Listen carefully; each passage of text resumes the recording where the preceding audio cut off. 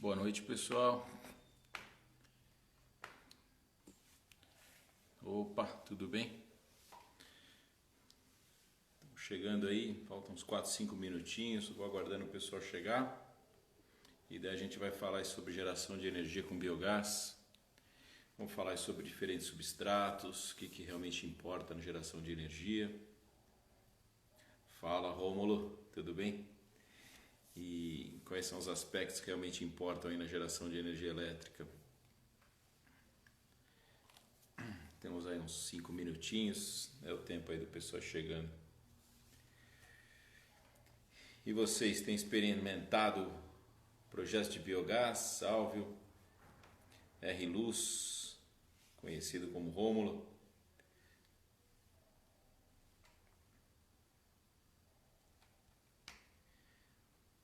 Então hoje nós temos 12 projetos de geração de energia.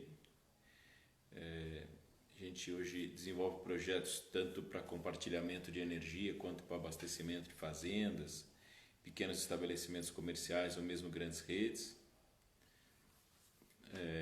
Damos apoio técnico aos produtores para que eles possam se capacitar, investir com segurança e poder aumentar a quantidade de projetos ou de potência que eles têm, né? A grande maioria dos nossos projetos hoje são com suinocultura e bovinocultura. Agora, gradativamente, começam a entrar novas variáveis, novos substratos, principalmente a parte de avicultura, né, que tem uma quantidade de resíduos muito grande. Entrando na parte de resíduos sólidos urbanos, mesmo resíduos orgânicos de agroindústrias, que gradativamente vão buscando uma solução para si. O melhor caminho são os biodigestores, né? Nada de ir para aterro, ficar enterrando o resíduo, escondendo debaixo do tapete. Então, provavelmente, os biodigestores para resíduos sólidos vão crescer bastante nos próximos anos, né? Então, esse é um pouco do que a gente vai falar hoje aqui a respeito dos substratos, né? Quais são os substratos que podem ser utilizados,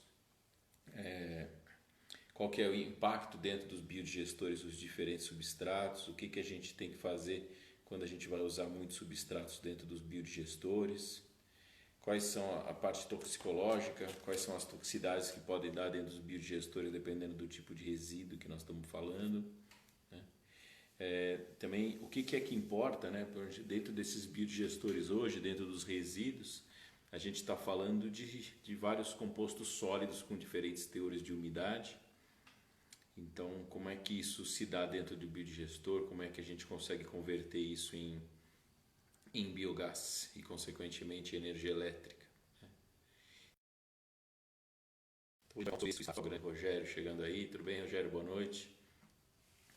Então, nós vamos falar sobre substratos. Dentro de projetos, eventualmente de suinocultura ou bovinocultura, né? Você tem um tipo único de substrato, como é o caso do resíduo da suinocultura, né? Mas nada impede de você buscar novos resíduos e ir potencializando a geração de energia elétrica a partir do momento que o seu substrato virou um impedimento, né? Então é um pouco disso. Espero hoje falar uma meia horinha com vocês. Esse vai ser mais ou menos o tempo médio das lives que a gente vai começar a fazer toda terça e quinta, às 8 horas, né? A gente em breve deve lançar também alguns cursos online que vão seguir um pouco o padrãozão das lives que a gente está fazendo. Então, a gente vai falar sobre substrato, sobre toxicidade, potencial de produção, contratos da parte de geração de energia elétrica, como construir biodigestores, filtros de H2S, como monta um aquecedor, o sistema de aquecimento dentro de biodigestores, sistemas de bombeamento, mecânica de motores, como reduzir custos de implantação de projetos, né? E por aí, vamos falar aí de todos esses aspectos dos biodigestores, né? Então, pessoal, são 8 horas, então vamos começar em ponto, né? Então, a ideia hoje é a gente falar sobre multissubstratos, né? Quais são os impactos dentro dos biodigestores com esses substratos, como é que a gente pode melhorar a produção de biogás dentro de um biodigestor, considerando multissubstratos, quais são os riscos de você adicionar novos substratos ao biodigestor e como é que a gente ganha dinheiro, na verdade, com substrato, né? O objetivo é esse, como é que ganha dinheiro e como é que evita os problemas dos substratos, né? Então a gente está falando de substrato, tem algumas pessoas que chamam de lixo, né? Então hoje quando você pega um resíduo de uma agroindústria, por exemplo, para ele é um resíduo, é um lixo.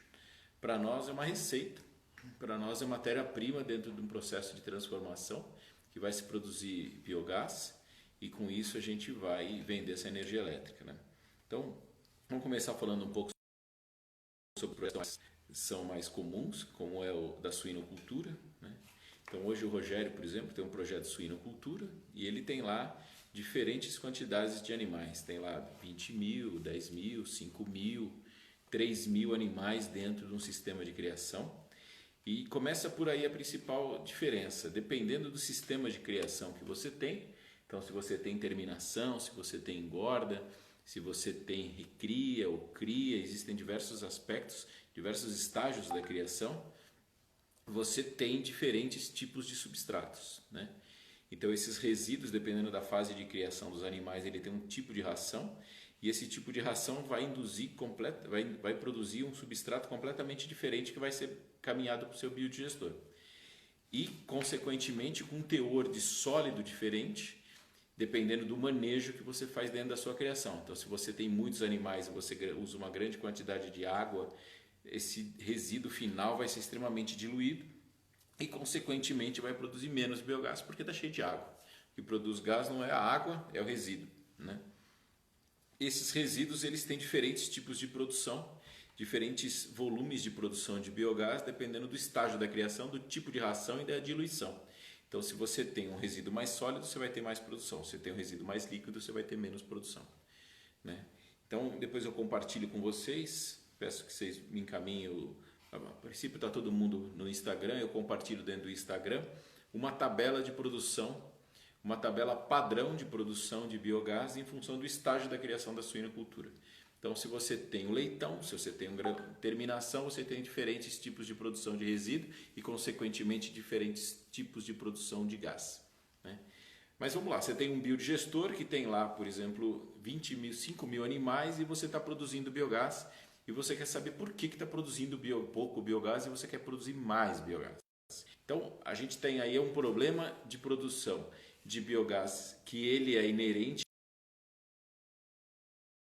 ao esse resíduo está nas melhores condições para a produção de biogás? Provavelmente não.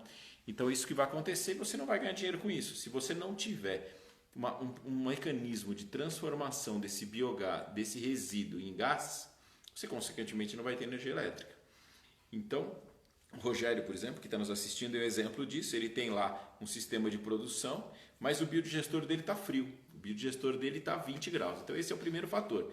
Se a gente tem um limitante que é a temperatura, não adianta você querer jogar um monte de substrato lá dentro, porque a temperatura é o limitante. Então, mesmo que você trabalhe com diferentes substratos e adicione um monte de substrato lá dentro, você tem a temperatura que é limitante e você não vai produzir gás. Então, a primeira coisa que eu tenho que fazer, qual que é? É eliminar o meu limitante, no caso, a temperatura. Eu tenho que aquecer esse biodigestor até 40 graus. Atingir 40 graus e daí eu não estou produzindo gás, vamos para os próximos aspectos. Então, se a gente for averiguando os diferentes tipos, os diferentes aspectos, a gente vai vendo que os grandes limitantes quais são? Temperatura, agitação e se tem algum elemento de toxicidade dentro do biodigestor. Então, dependendo do tipo de produção que você tem, se você tem, por exemplo, uma avicultura e você tem uma grande quantidade de resíduo avícola, você pode ter um limitante que é a produção de H2S. Você pode ter uma produção de ácido sulfídrico dentro do teu biodigestor que vai limitar, você tem uma grande produção de ácido sulfídrico que vai limitar a tua produção de biogás. Então, não adianta você adicionar mais substrato, porque se o limitante for esse, você vai estar com uma toxicidade dentro do biodigestor. Então, o que a gente tem que fazer nesse caso? A gente tem que reduzir a quantidade de substrato para tirar a toxicidade e daí com isso conseguir aumentar a produção de biogás. Então, vamos lá, a gente tem temperatura, 40 graus, o biodigestor, a gente vai começar a produzir gás. Se o meu biodigestor já está a 40 graus e eu não estou produzindo gás, vamos para o próximo ponto. Agitação, eu já tenho uma boa agitação dentro do meu biodigestor e tenho uma boa temperatura, vamos para o próximo ponto. Eu tenho algum elemento de toxicidade dentro do meu biodigestor, algum micronutriente ou macronutriente que está afetando a minha produção de gás? Eu tenho que eliminar isso. A partir do momento que eu eliminei esses 3 gargalos da minha produção de biogás, eu vou começar a focar e olhar para os meus elementos de produção de gás, que é basicamente os sólidos. Eu preciso de sólidos voláteis para produzir a produção de gás. Então eu tenho que olhar o quê? A quantidade que eu tenho de sólido dentro do meu biodigestor. Então eu vou lá e olho o meu biodigestor e tem uma grande quantidade de água, eu não posso, a água não vai produzir gás, vai ocupar espaço dentro do meu biodigestor, eu tenho que tirar essa água de lá. E se eu tiro essa água de lá, o que eu vou colocar no lugar? Eu tenho que colocar sólido. Eu tenho que colocar sólido volátil, como se chama. Esse sólido ele vai ser convertido por meio de bactérias em gás e esse gás a gente vai transformar em energia elétrica. Então, como é que eu coloco mais sólido dentro do meu biodigestor? Primeiro, eu tenho que aumentar minha quantidade de animais. Eu tenho que eliminar a água para poder manter mais sólido lá dentro. Bom, mas eu não consigo mais aumentar minha quantidade de animais, porque eu já tenho uma lotação full na minha granja e eu vou buscar novos substratos. Quais substratos que eu vou buscar? Bom, agora a gente tem que começar a olhar o balanço carbono-nitrogênio. Existem alguns substratos que são muito ricos em carbono, outros substratos são muito ricos em nitrogênio. E daí eu tenho que buscar um elemento de equilíbrio entre os substratos que eu vou compor dentro do meu biodigestor para que esse balanço de carbono e nitrogênio seja adequado. Um balanço adequado normalmente está numa relação de 30 para 1, 20 para 1, 25 para 1, é muito difícil de você compor. Então, quando eu tenho um substrato rico em nitrogênio, como é o caso da cultura, por exemplo, que está lá com uma grande quantidade de nitrogênio para uma relação baixa de carbono, qual o substrato que eu quero adicionar lá dentro? Eu vou adicionar nitrogênio? Não, eu vou adicionar carbono. Eu preciso adicionar uma fonte de carbono para conseguir balancear essa relação de 30 para 1, que é para conseguir uma máxima produção de biogás. Então, qual substrato que eu vou obter que tem uma grande quantidade de carbono? Normalmente os substratos que têm uma baixa quantidade de proteína. Então são os que? As gramíneas, a silagem, né? São substrato com uma grande quantidade de carbono, né? E daí eu vou misturar esses substratos com uma grande quantidade de carbono junto com o meu substrato de nitrogênio e com isso consigo aumentar minha produção de gás. A partir do momento que eu consigo aumentar minha produção de gás, com esse equilíbrio de carbono e nitrogênio, eu consigo ter uma relação ideal dentro do meu biodigestor. Deixa eu ver uma pergunta. Você recomenda um sistema de aquecimento que mantenha a temperatura acima de 70? Não. Na verdade, a gente tem 3 níveis de temperatura, foi um dos elementos limitantes que a gente falou no começo, né? Então eu tenho as psicotróficas, mesófilas e termófilas. Então eu vou sempre tentar trabalhar nas mesófilas, que são as temperaturas de até 40 graus. Se eu trabalhar até 40 graus de temperatura, eu consigo ter uma boa estabilidade dentro do meu biodigestor e uma excelente conversão dos meus sólidos voláteis em biogás. A partir do momento que eu vou trabalhar com maior quantidade de maior temperatura, além de 40 graus, eu preciso de alta tecnologia para poder controlar todos os aspectos de produção dentro do meu biodigestor. E daí termômetro, sistema de automação de uma forma geral, tem que trabalhar muito bem para que eu consiga uma operação adequada dentro desse biodigestor. Então agora a gente já tinha falado de temperatura, vamos voltar aí para a questão dos substratos. Então, essa relação de carbono e nitrogênio eu tenho que sempre tentar trabalhar entre 30 para 1 e com isso eu consigo uma boa conversão de substratos em boa produção de gás. Agora, qual substrato que eu vou correr atrás? Eu vou correr atrás do substrato que me paguem bem. Então, eu tenho que buscar resíduos que para você é um problema, que para o outro é um problema, e ele vai me pagar para eu receber esse substrato. Com isso, eu consigo obter uma relação carbono-nitrogênio eventualmente adequada, produzir gás e ganhar 2 vezes. Eu ganho no resíduo, ganho na energia elétrica. E quais substratos que a gente vai conseguir? Bom, os resíduos de frigoríficos, resíduos de fábricas de bolacha, resíduos de pães, resíduos da alimentação humana de uma forma geral, são excelentes substratos para a produção de biogás. Então tem que correr atrás desse substrato, cobrar para receber esses substratos, trazer para a minha propriedade onde eu tenho meu biodigestor e vou produzir biogás para vender energia elétrica. Esses substratos eu vou cobrar quanto? Você tem que cobrar. Você vai normalmente cobrar 50, 100, 200, 300 reais a tonelada para receber esse substrato, joga dentro do biodigestor, tenta equilibrar essa relação carbono-nitrogênio e vai com isso produzir uma excelente quantidade de biogás e de energia elétrica. Quais são os substratos que a gente pode utilizar e como é que eu vou compor? Então a primeira coisa que eu tenho que compor é essa relação carbono-nitrogênio. Os substratos com uma grande quantidade de carbono, pão, massa, os carboidratos em geral, uma relação carbono alta e nitrogênio baixo.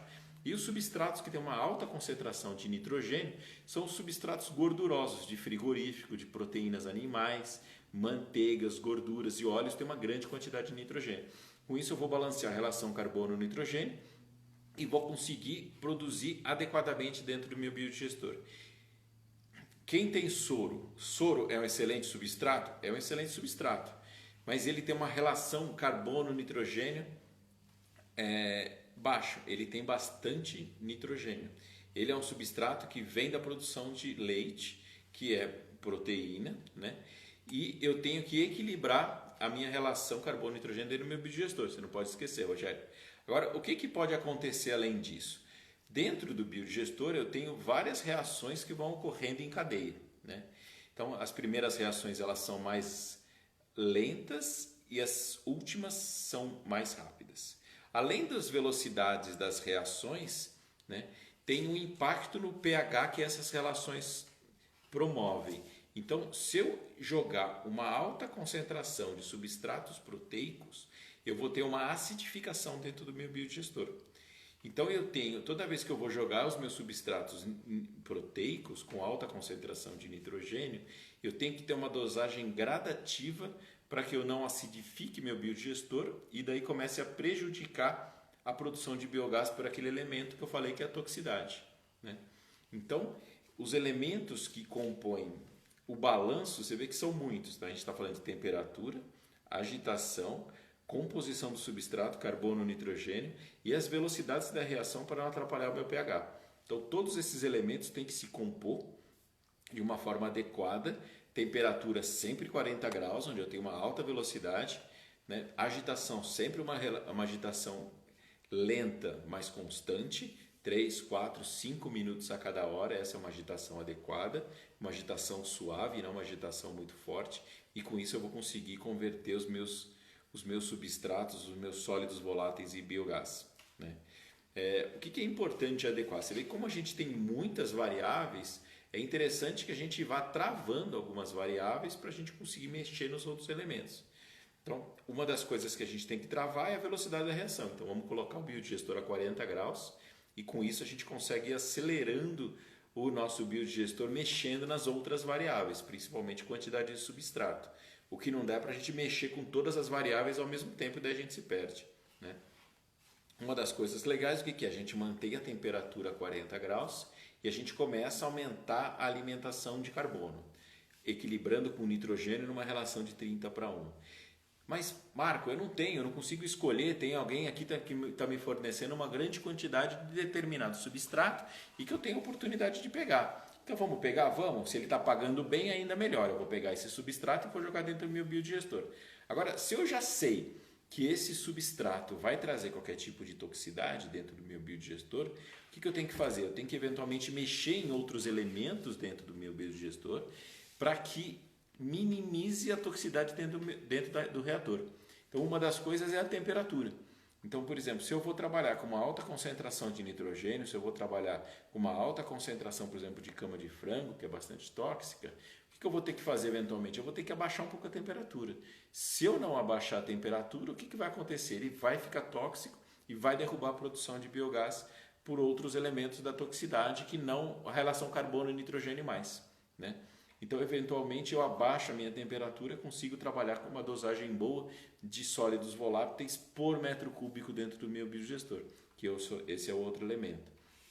Então, eu vou compartilhar com vocês uma lista de substratos que vai mostrar o potencial de produção de biogás de cada substrato. Então, por exemplo, cama de frango. Eu tenho um potencial de produção de 60 metros cúbicos por tonelada de material fresco. Eu tenho resíduos de suinocultura. Eu tenho 35 metros cúbicos de produção. Glicerina. Eu tenho 500 metros cúbicos de produção. Então eu vou encher de glicerina dentro do meu biodigestor e vou produzir biogás pra caramba. Não dá. Por quê? Porque a glicerina ela tem uma relação carbono-nitrogênio que não permite que você aumente demais a quantidade dela. Então você vai ter que ir dosando e trabalhando com quantidades eventualmente controlada ou fazendo testes para que o seu biodigestor consiga ir aumentando a produção gradativa de energia, de biogás. Você recomenda alguma marca de geradores de energia industrial na América Latina? Olha, existem hoje várias marcas de grupos geradores de energia biogás no Brasil. Nós não recomendamos nenhuma, a gente pode te indicar as principais marcas do Brasil, né? O que é interessante para quem está montando um projeto é se ater aos aspectos antes de comprar um grupo gerador. Então, qual é a garantia que esse projeto dá? Quais são as características do biogás que esse fabricante está pedindo? Ele vai te dar garantia se você fugir desse padrão de biogás? Qual é a manutenção desses grupos geradores? Ele tem peça, ele vai conseguir te atender no prazo que você precisa? Então, esses são os aspectos importantes no grupo gerador. Mas hoje o foco é mais substratos. Então vamos nos ater aos substratos. Então os substratos, por exemplo, que podem afetar a qualidade do biogás. Então quando eu trabalho com um substrato que tem uma grande quantidade de nitrogênio, provavelmente eu vou ter mais H2S no meu substrato ou de enxofre. E daí como é que o meu fabricante ou meu fornecedor de grupo gerador vai considerar esse meu biogás com uma quantidade de ácido sulfídrico maior? Então outro elemento, por exemplo, então tá bom, se eu vou trabalhar com substratos que têm uma produção de H2S bastante alta, eu já tenho que prever algum tipo de filtro ou de sistema biológico de neutralização de H2S para que não afetem meu grupo gerador, né? Então, na elaboração do projeto, é fundamental que você já considere todos esses aspectos e veja como é que eles todos vão se interrelacionar. Então, eu vou trabalhar quais são os meus potenciais substratos, quanto que eles vão me fornecer de dinheiro. O ideal é que você receba dinheiro para receber substrato, ninguém vai te dar resíduo de graça. Quer dizer, para que você vai ficar recebendo resíduo de graça? Tem que cobrar para receber, porque ele é um passivo ambiental. Esses resíduos você incorpora de uma forma calculada dentro do teu biodigestor, com as variáveis controladas de temperatura, agitação e tal, e com isso você vai conseguir produzir um biogás de qualidade, usar ele dentro dos seus grupos geradores, produzir energia elétrica e vender, né? Então isso que é bastante interessante, é você se ater desde o começo, no planejamento do substrato, até a venda ou até a geração de energia elétrica para bater dentro do teu projeto, né? Então eu fico bastante preocupado quando eu vejo uma pessoa fazendo projetos de biodigestores e as pessoas não se ateram às quantidades de substrato. Então, qual é a quantidade de substrato que você tem numa média mensal, numa média anual, né? Quais são as características técnicas do seu biodigestor que vai converter esse sólido volátil presente nesse substrato em biogás? E como é que você vai converter esse seu biogás em energia elétrica? Então, quando você olha todos esses aspectos em conjunto, você tem um projeto. Caso contrário, você tem um sonho. Isso que a gente trabalha para que não tenha.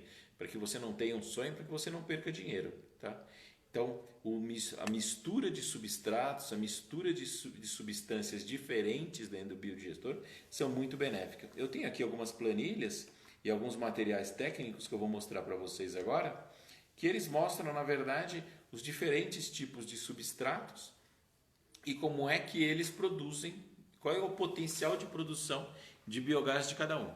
Então, espera só um pouquinho.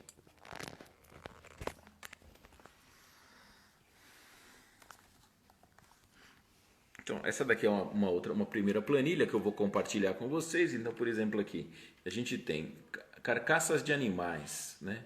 Eles têm uma quantidade de sólidos de 30%, né?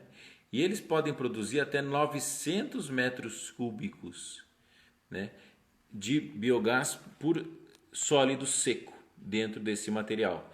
Mas como esse material ele tem 30% só de material sólido, então 3 vezes 9, 270, mais ou menos 243 metros cúbicos você vai ser capaz de produzir com carcaças de animais por tonelada fresca, né? E daí a gente vai olhando, cada material, quer dizer, sangue tem um potencial, né? Resíduos de alimentos, aqui a gente pode ver, por exemplo, glicerina, né? Ou sheep fat, na verdade, 826, quer dizer, todos eles têm um potencial de produção muito grande, que nem aqui gordura, que é basicamente a glicerina, 826 metros cúbicos por tonelada de matéria fresca de glicerina. Agora, a gente tem que se ater que, na verdade, isso é um potencial, não significa que você vai jogar esse material dentro do teu biodigestor e ele vai produzir essa quantidade de energia elétrica, né? Então, o que normalmente nós fazemos? A gente considera, antes de começar o projeto, a quantidade de resíduos que a gente tem, o potencial de produção de biogás dele, e daí eu vou compor o meu projeto, né? Então a gente tem várias planilhinhas e eu posso compartilhar todas com vocês. Então eu vou escolher quais são os tipos de substrato que eu tenho, a quantidade que eu tenho, quais são os tipos de substrato, a quantidade que eu tenho e como é que vai ser a minha produção de gás em função dessa quantidade de resíduos que eu tenho. Existem outras planilhas, essa é um outro tipo, por exemplo, você pode escolher vários tipos de substrato, né? Então eu posso ter, por exemplo, resíduos da suinocultura, pig slurry. Eu posso pegar resíduos da produção de leite, de substratos de leite, e vou pegar resíduos de cavalo, né? E eu misturo todos esses resíduos. Aqui você vê que ele fala em custo, né? Porque nessa primeira ala aqui a gente fala em custo, e aqui ele fala em potencial de produção de biogás de cada resíduo. Então, em função da quantidade que eu tenho, eu vou colocar aqui, por exemplo, qualquer número, colocar 1.000 toneladas ano de cada resíduo, né? Ele vai me dar o potencial de produção que eu tenho de biogás por ano em função da quantidade desse resíduo que eu tenho aqui, né? Então é fundamental. Aqui faltou pig slurry, vamos colocar 20, né? Então eu tenho aqui o potencial de produção desses meus resíduos. E eu posso também trabalhar com energy crop, quer dizer, são culturas energéticas. Então eu posso fazer uma silagem de milho, que tem uma capacidade de produção de biogás bastante interessante, né? Que se fala em 200 metros cúbicos de biogás por tonelada de resíduo. E eu tenho um custo de R$50 por tonelada. Então, consequentemente, eu vou ter 1 milhão. Se eu tiver 5.000 toneladas por ano, eu vou ter 1 milhão de metros cúbicos por ano. E daí eu consigo ir juntando o potencial de produção do biogás, dos resíduos da suinocultura, da bovinocultura, ou mesmo dos equinos, junto com o potencial de produção de uma biomassa plantada, né? Uma outra coisa que a gente pode fazer também é, por exemplo, ter outros resíduos. Então aqui seriam resíduos que eles vão me pagar para eu receber, né? Eles chamam de de gate fee, né? Então eu posso, por exemplo, pegar, deixa eu escolher qual que é o resíduo que é mais adequado ao Brasil aqui. Eu posso pegar deixa eu ver aqui.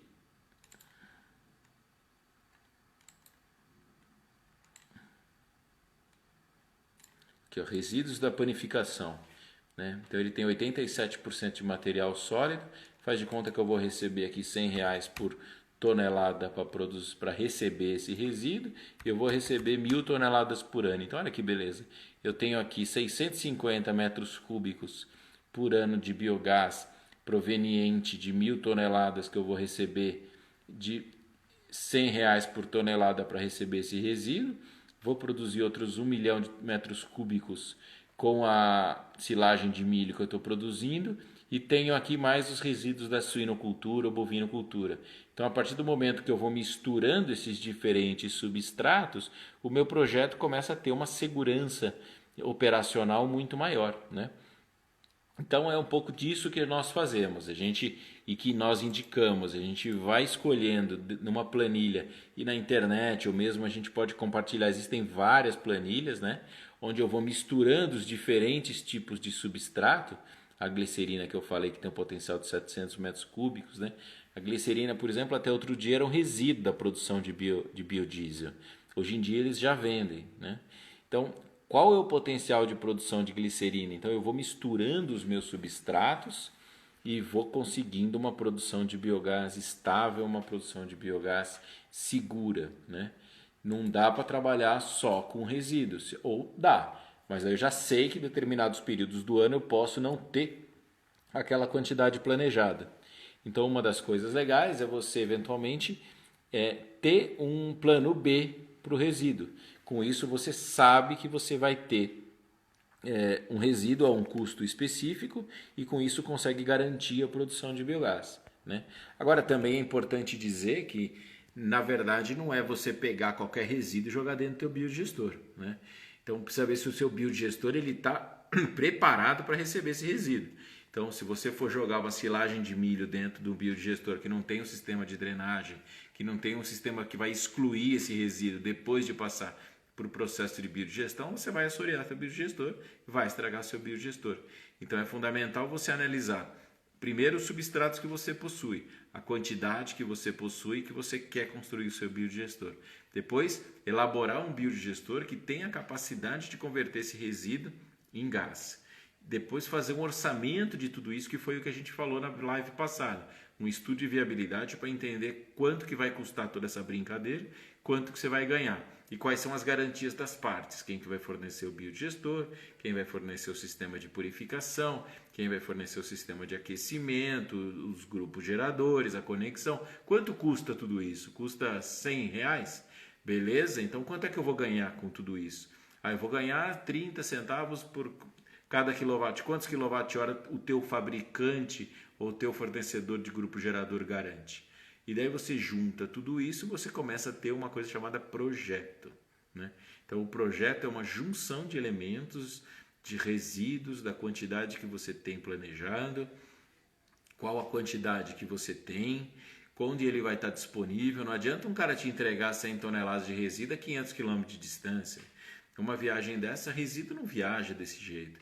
Então os resíduos têm que estar onde? Como é que é a logística de tudo isso? E eles entram dentro do teu biodigestor e depois eles vão para onde? Você tem área para descartar isso? Porque o NPK, o nitrogênio, fósforo e potássio que você jogar e os micronutrientes que você jogar dentro do teu biodigestor, depois eles vão para o solo. E se eles forem para o solo, você tem que ter um sistema de extração. Seja uma cultura de soja, de milho, pastagem, qualquer coisa. Mas aí você tem que fazer uma conta e fechar essa análise toda como um ciclo.